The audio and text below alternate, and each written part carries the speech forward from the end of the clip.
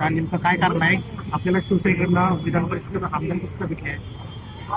आज पेपर फुटीच्या कायद्याच्या संदर्भातला एक गौरव सत्कार होता, कृतज्ञता सोहळा होता. श्रीकांतजी शिंदे आणि उदय सावंत येत होते आणि आज दगडूशेठ हलवाई गणेश मंडळाच्या माध्यमातून रोगनिदान शिबिर होते.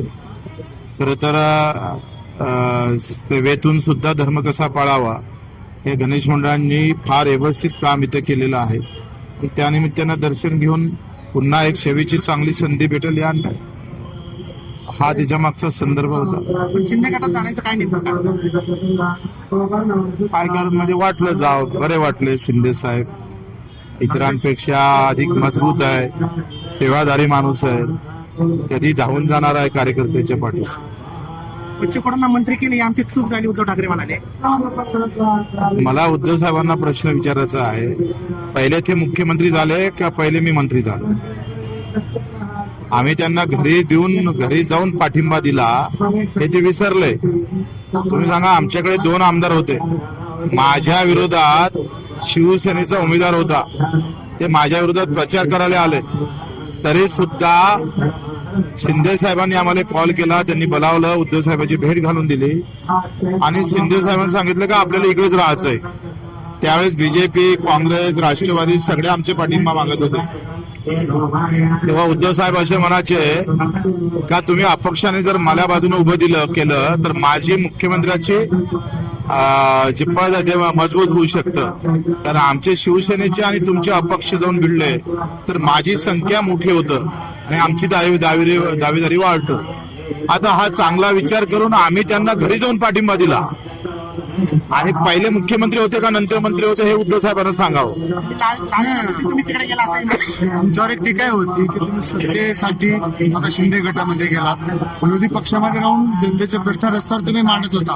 आता तुम्ही हा प्रश्न अशोकराव चव्हाणला विचारला कधी? 2 वेळा ते मुख्यमंत्री होते तरी सुद्धा ते बीजेपी गेले, त्याला तुम्ही प्रश्न विचारत नाही. मोठा आहे म्हणून का? मोठा आहे म्हणून नाही, ते वजनदार आहे म्हणून आणि मी हलका कार्यकर्ता आहे म्हणून. हे प्रश्न इतरांना विचारा ना तुम्ही. तुम्हाला इतर पार्टीकडून ऑफर होते असं तुम्ही बोलला.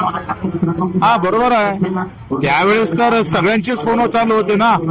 शरद पवार साहेबांच्याकडून, राष्ट्रवादीकडून आम्हाला फोन होत आहेत, काँग्रेसकडून होत आहे, भाजपाकडून होत आहेत. तरी आम्ही उद्धव साहेब मूळचा शिवसैनिक असल्यामुळं उद्धव साहेब मुख्यमंत्री झाले पाहिजे शिंदे साहेबांचा आग्रह होता आणि आम्ही पाठिंबा दिला त्यांना. गुवाहाटीला तुम्ही सर्वात अगोदर गेलात आणि तेव्हा त्यांनी कबूल केलं होतं का तुम्ही जर आम्हाला मुख्यमंत्रीसाठी उभे राहिले तर आम्ही तुम्हाला राज्यमंत्री करू, मंत्री करू.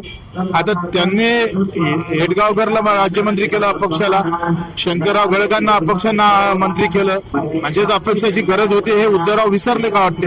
परभणीत इंधनासाठी 7 बार मागितला जातोय शेतकऱ्यांना. ते असं होत असेल तर आंदोलन करू, त्याच्यामध्ये सुधारणा करावी.